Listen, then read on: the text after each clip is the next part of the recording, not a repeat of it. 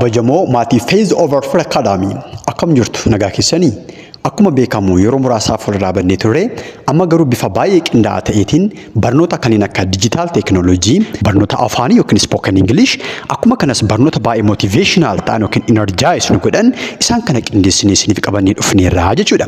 Namoonni mana kanaaf haaraa taatan subscribe gochuun maatii keenya ta'a. Mee gara lesson guyyaa har'aatti adabar. Hamaan jireenya isaanii gaara bara isaanii dura dhaabachuu kan barbaadu.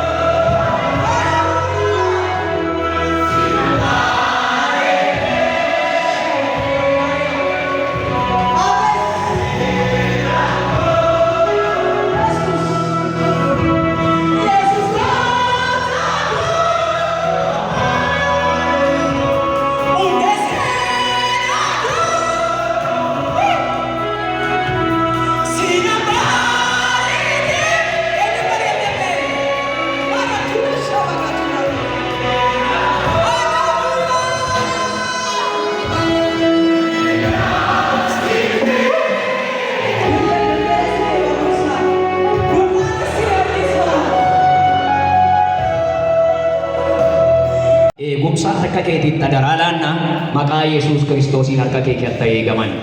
Ayyaana kee ulfina kee keessa eegaman. Yaa Waaqayyo Waaqa jiraata ulfinaan akka isaan geessu. Yaa Waaqayyo namoota gurguddaa akka isaan gootu.